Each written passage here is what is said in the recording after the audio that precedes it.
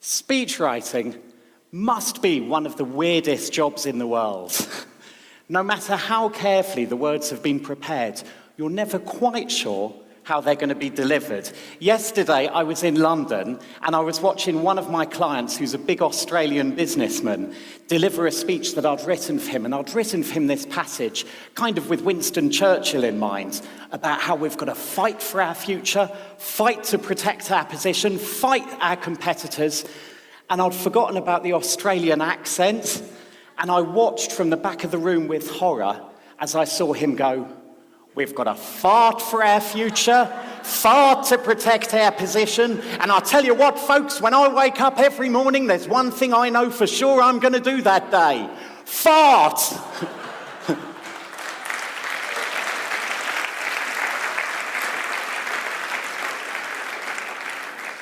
So today, I'm going to share with you some speechwriter secrets. Because I don't know whether you know this, but there is a secret language of leadership. A secret language of leadership that we all used to be taught at school, ancient rhetoric. This was a core part of the curriculum in ancient Rome, part of the trivium. In London, right the way through to the 19th century, it was possible to get a free education in rhetoric, but not in mathematics, reflecting the importance that was placed on the topic. Today, teaching in rhetoric is restricted to a powerful, privileged few. So what I'm going to do in my speech is revive this ancient art of rhetoric and share with you 6 techniques so that you can all speak like leaders. So, stop, listen, look left, look right, look center. How are you feeling? Distressed?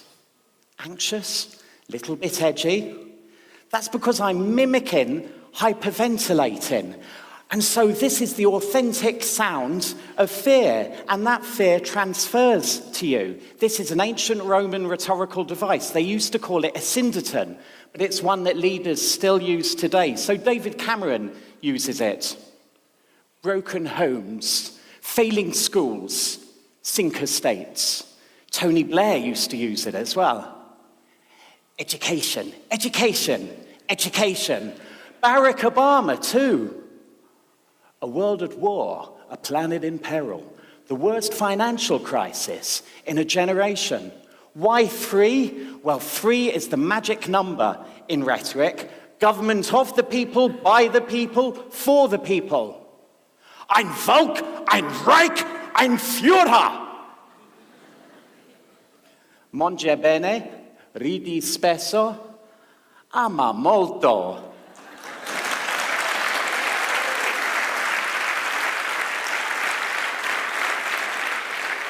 That was the hardest part of this speech to practice, so thank you for the applause.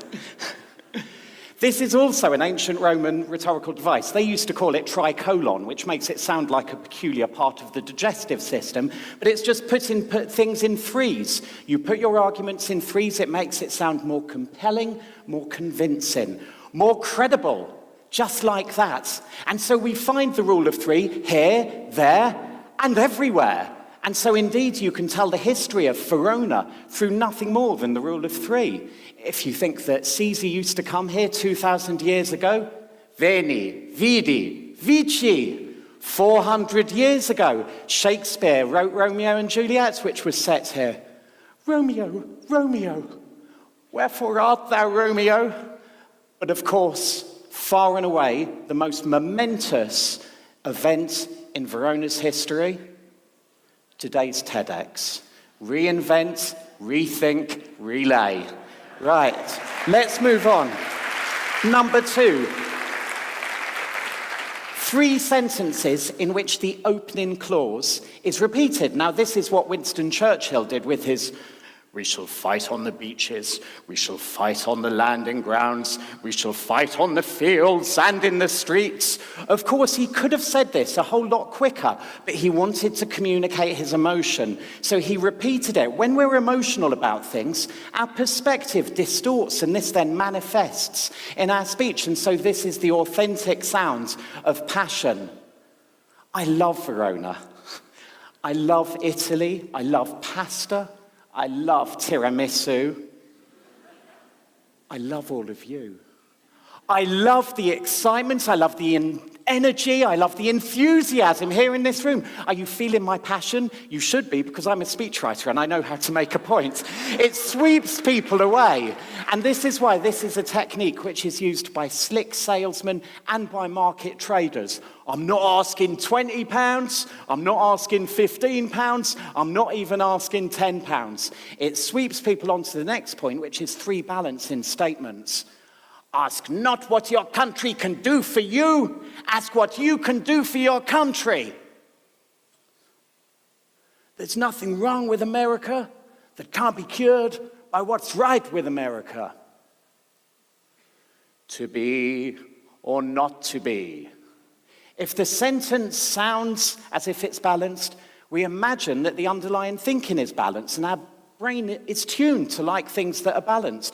Balanced minds, balanced diets, balanced lives. And so we're drawn to these kinds of sentences, we're attracted to them, even if that balance is actually just an illusion, like we're looking to the future, not the past. We're working together, not against one another. We're thinking about what we can do, not what we can't.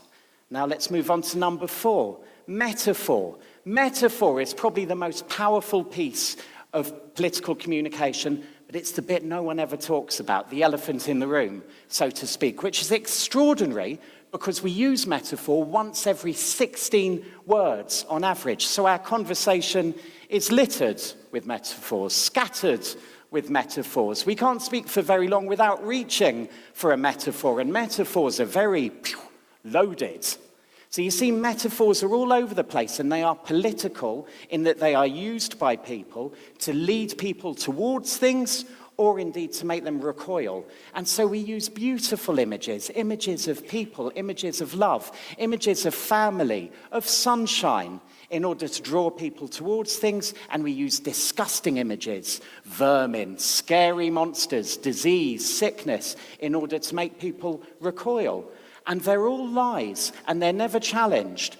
And yet they have an enormous impact on the way that people behave and respond. There's been research showing that changing nothing more than the metaphor in a piece of text can lead to fundamentally different reactions from people on questions raising from whether or not they'll invest in a company, whether or not they will back particular crime policies, to even whether or not they'll support a foreign war. And so this is really, really important stuff. And it's all around us. So let me just take 3 of the big metaphors. 3 is the magic number.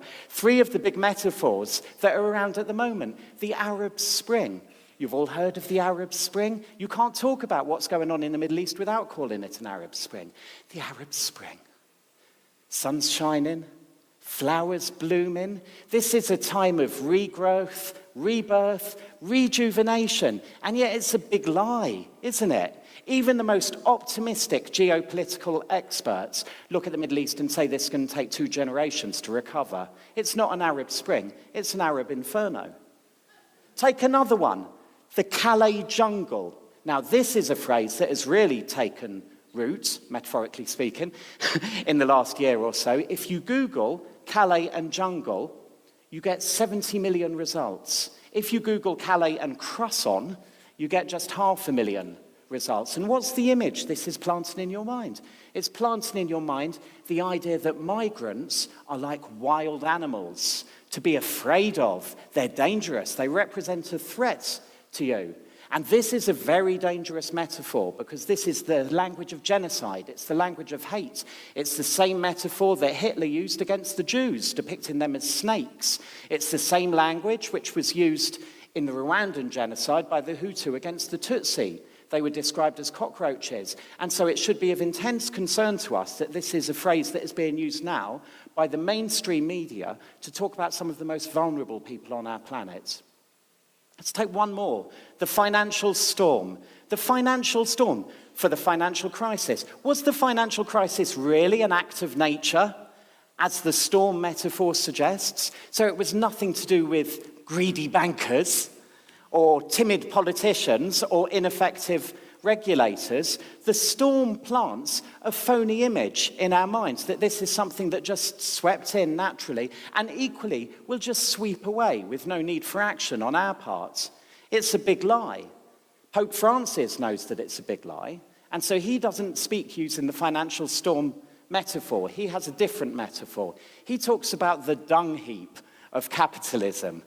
And so there, he's using the metaphor of shit, which is wonderful because what he's calling for, he's demanding a cleanup of the whole system. And this is a metaphor that every human being on the planet can instantly understand, would be instantly disgusted by, and also as well, this is a metaphor that can get a giggle from time to time. So falling into this metaphorical space is one that some of our funnier politicians do from time to time. Boris Johnson, back in the UK, he's talked about how the Labour leader emanated from the bowels of the trade union movement. In my time working in government, we had Tony Blair and Gordon Brown described as two cheeks of the same arse. And Ronald Reagan once talked about government as a baby with a huge appetite at one end and no sense of responsibility at the other. So let's move on to number 5. Exaggeration. When we're emotional, our perspective distorts, this manifests in our speech, and people who are emotional about something will therefore go over the top. So my God, I've been waiting to give this talk my whole life. I didn't sleep at all last night, and I am going to give my heart and soul to you, okay? These are all exaggerative statements. Leaders do this kind of stuff all the time. You might think it's out of order, but in actual fact, exaggeration is just part and parcel of ordinary conversation, and so they're just replicating the kinds of things that we do naturally when we do that. Let's move on to number 6, rhyme. There is research showing people are more likely to believe something is true if it rhymes than if it does not rhyme, which feels absurd, but it's down to what linguists talk about as the processing fluency of language. How easy is language to swallow? If you speak using long words and long sentences, it's like giving someone a steak and asking them to swallow it. Whereas if you give them something pithy, like a rhyme, it's like asking them to just sip on some Prosecco. And we learn things through rhymes from the moment that we're toddlers. 1, 2, buckle my shoe. And so rhymes are signifiers of truth in our society, so they can often be used, therefore, to conceal fallacies. I don't know if any of you remember the O.J. Simpson case. If it doesn't fit, you must acquit, yeah? An apple a day keeps the doctor away. It sounds simple, it sounds true, but my God, we could save some healthcare spending if that really was up to it, wasn't it? Another one in the UK, we all learn spelling through this line I before E except after C, which would be great if only it were true. But it's complete nonsense. There's just 44 examples of words in which that's true. There's 900 examples of words in which it is not true. I once presented this to a room full of people who worked in the city, and they said, oh yeah, we've got one. You've got to speculate to accumulate. Maybe the whole financial crisis was predicated on a rhyming fallacy. If only the bankers had been going around saying to one another, speculation leads to liquidation, perhaps we wouldn't have been in this mess that we are in. So there we go. There are the 6 steps. And using these 6 steps, you can make the most absurd arguments sound plausible. Why? If you're into ancient rhetoric, because they work their way through ethos, pathos, logos. If you prefer thinking about persuasion in terms of neuroscience, they work because they speak to the instinctive, emotional, and logical brains. And so I'm going to demonstrate this now. I'd like one of you to throw me an issue, and I will jam a speech out for you. I will improvise a speech. So who would like to suggest a topic for me to... Seriously, go on. Donald Trump.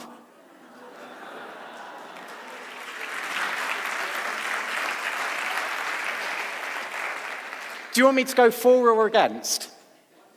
For or against? For. Right. Plain speaking, honest, authoritative. America's been waiting for someone to grab it by the scruff of its neck and pick it up. America's been waiting for a politician who can dare to tell the truth. America's been waiting for someone who can really show leadership. Trump's being knocked by the liberal establishment, but he's winning support from the people. That's because he's not spinning, he's telling it like it is.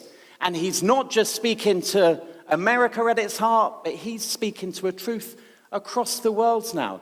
The world has been waiting for enlightenment from someone like Trump for a long while now. And I tell you what, all of us here in Verona today, we ought to be thanking our lucky stars that for once we've got genuine political debate taking place in the United States. Maybe, who knows, we might get something like this in Europe one day. Stranger things have happened. So, if you think about Trump, that he's someone we should dump, then to all of you in the EU, I say, fuck you!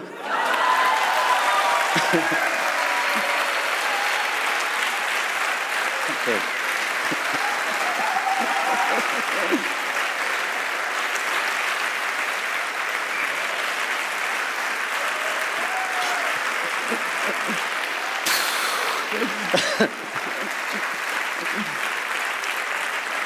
Thank you.